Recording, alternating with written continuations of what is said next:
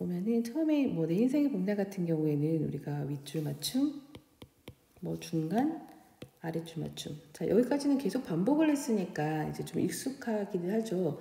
그러니까 항상 제가 말씀드렸지만 이렇게 선 같은 게 아직 자리를 안 잡힐 때는 꼭 선을 그어주시고 글씨를 배치를 하면은 자기가 그러니까 몸이 기억할 정도로 좀 작업을 그러니까 글씨를 쓰면은 다음에는 굳이 선이 없더라도 생각한 대로 글자를 쓸 수 있거든요. 그런 것처럼 이렇게 항상 거의 반복일 거예요. 윗줄 맞춤, 중간 맞춤, 아랫줄 맞춤을 하고. 근데 오늘은 요게 새로 생겼죠. 왼쪽 정렬, 가운데 정렬, 오른쪽 정렬. 수학 공식도 아닌데 여러 가지 공식이다. 배치 방법이 되게 많죠. 그러니까 보면 이런 식으로 좀 구성을 해야 자기가 이제 어떻게 그런 뭐 엽서 하나에 쓰더라도 어느 방향의 어떤 구성이 좀 맞고 어떤 일러스트하고의 조화 같은 것도 하기 위해서 이렇게 정렬법을 배우는 거거든요. 보면은 근데 처음에 이제까지 진행했던 강의가 계속 이어진 거라서 오늘은 뭐 특별히 하는 것보다 이렇게 두 줄 행분리가 중요한 거예요. 자, 여기 보면 뭐 내 인생의 봄날 같은 경우에 자, 이렇게 썼죠. 썼는데 이거를 가지고 이렇게 잘라주는 거예요. 뭐 내 인생의 봄날 이렇게 잘라서 두 줄로 만들 수도 있고요.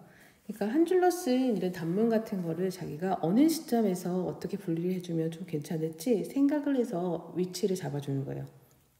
그러면 내 인생의 봄날 이렇게 할 수도 있고 나는 내 인생의 봄날이 중요했을 때는 이렇게 두 줄을 분리를 할 수 있거든요. 예문 같은 경우에는 제가 봄날을 알아내렸죠. 이렇게 단어 같은 경우에는 이 봄날 같은 것만 강조하기도 좋고 그리고 내 인생의 봄날 이런 식으로 크기 변화로 해주기도 좋거든요. 따라쓰기로 연습해 봅시다. 자, 내가 뭐 인생이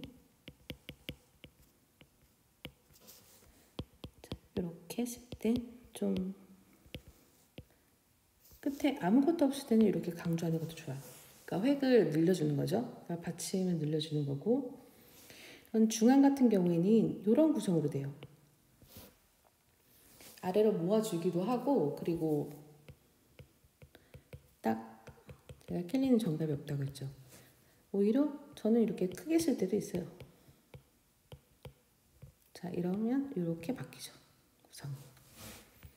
제가 이렇게 삼각형 테두리를 치는 이유는 글자로 크기 길이를 자 옆을 길고 뭐 좁게 이렇게 하는 것보단 전체적인 형태를 이렇게 보이게끔 쓰는 것도 좀 괜찮습니다.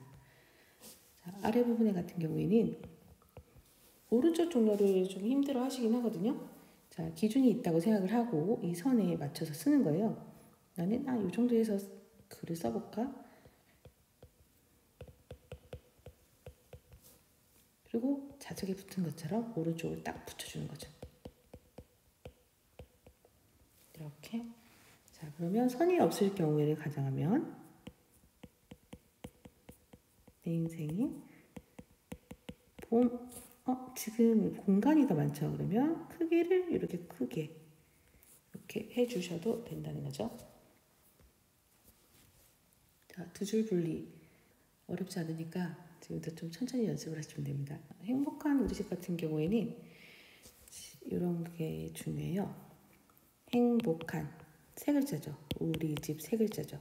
그러니까 세 글자 이런 글자 수로 맞추는 경우에는 거의 똑같이 쓰시는 경우가 많아요. 행복한 우리 집. 자, 이런 글씨가 틀렸다는 게 아니고요. 또박또박한 글씨를 쓸 때도 있고, 근데 캘리그라피는 제가 변화가 자유롭다고 했잖아요. 그거를 적용을 해주시는 거예요. 그러면 행복한 이 세 글자보다 우리 집이 더 클 수도 있거든요. 그러면 이런 구성 안에 들게끔 써주시는 거죠. 여기도 이제 틀리는데 행복한 우리 집 이런 식으로 우리 집을 더 키워서 써줬거든요. 그러면 글자 같은 경우에 이렇게 행하고 자간을 맞추는 것보다 리듬감을 우선으로 하면 좀 자유롭게 쓸 수가 있어요. 얘는 이런 식으로 썼네요.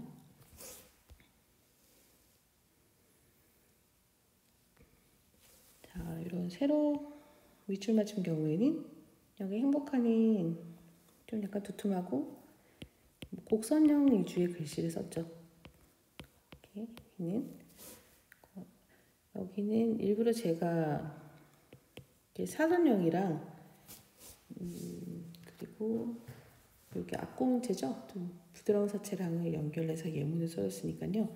이렇게 확장하는 거는 앞에 아무것도 글자가 없을 때 이런 획을 늘리는 것 같은 경우에는 한번 생각하면서 이렇게 따라해 보시는 것도 좋은 것 같아요.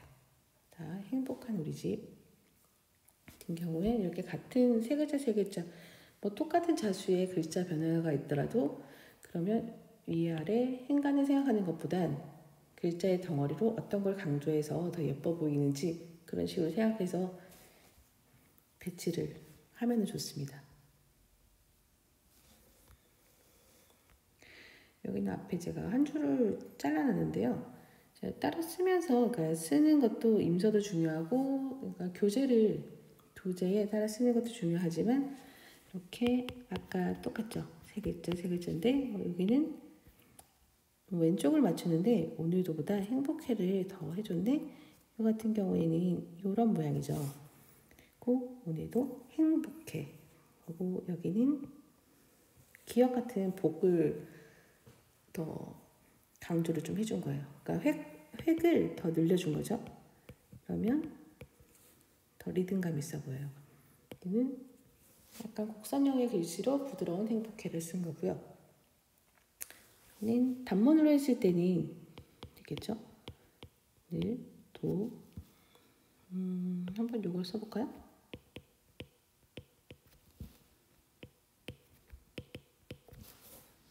이런 글자를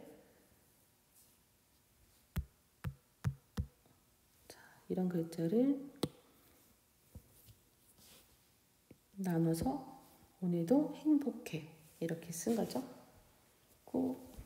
이렇게 두 글자 쓸 수도 있고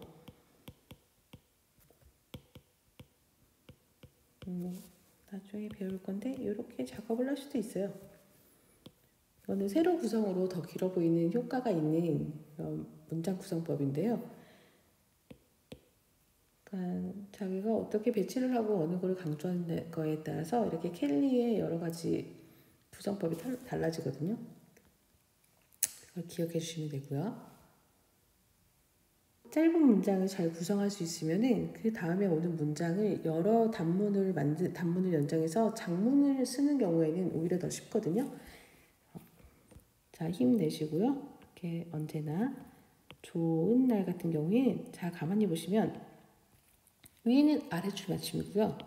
위에는 윗줄 맞춤을 했어요. 두 줄인데 윗칸 같은 경우에 자 첫째 줄 같은 경우에는 아래를 좀 리듬감보다는 좀 좋은 날보다는 강조를 좀 덜 나게 쓴 거거든요. 이렇게 쓰고 그러니까 두 줄 좋은 날 같은 경우에는 이렇게 받침 있는 부분을 최대한 좀 확장을 해서 강조를 좀 많이 하게끔 두 줄 구성을 한 겁니다. 또 가늘고 언제나 좋은 날 이런 식으로 크기 변화와 리듬감을 더 크게 줬죠. 이 언제나 좋은 날 같은 경우에는 이런 리을 같은 포인트를 자 하나 둘 셋 이런 식으로 장시성 있는 리을을 좀 써줌으로써 여기 있는 언제나 좋은 날 글자랑 다른 패턴으로 작업이 한 것 같이 보이거든요. 그러니까 이렇게 포인트 같은 부분에 어떻게 강조를 했는지 이렇게 확인을 하시고 쓰시면 되고요. 걱정 말아요 그대. 걱정 말아요 그대는 제가 뭐 좋아하는 노래이기도 한데 이렇게 좋아하는 노래 뭐 가사 제목이나 그 드라마 타이틀 같은 데 쓸 때 이런 식으로 포인트 있게 묶어주시면 되게 좋아요. 그대를 많이 강조한 거죠. 그러니까 아래 부분 같은 경우에는 모음의 길이를 좀 확장을 하면서 이 글자 구성 자체가 좀 탄탄하게 보이거든요. 이 그대랑 이 그대 같은 경우에는 걱정 말아요 그대 좀 귀엽고 그런 이미지의 걱정 말아요 그대. 자 여기는 이렇게 사선형이죠. 걱정 말아요 그대. 약간 속도감 있는 글자 구성으로 이제 써준 겁니다. 이렇게 과감하게 하나 이렇게 써주셔도 되니까요. 그걸 가지고 오히려 자, 이런 것도 괜찮아요. 걱정을 크게 쓰네요. 걱정. 자, 이 수업 끝나고 이 교재 강의 끝나고 제가 붓펜으로 시연을 보낼 때 한번 더 써줄 거고요. 걱정을 강조하고 그리고 그대도 더 강조할 수도 있어요. 이런 식으로 쓰면 지금 요런 리듬 이 글씨랑 이 구성이랑은 또 틀린 구성이 됐죠.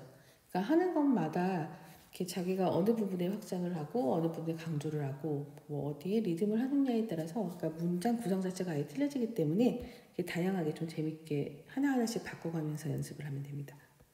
연습해 봅시다를 일단 한 문장을 먼저 제시해주고 하겠습니다. 자, 여기까지 강의 교재 설명이었고요. 이제 실전으로 붓펜을 가지고 어떻게 활용을 하는지 제가 보여드려야죠.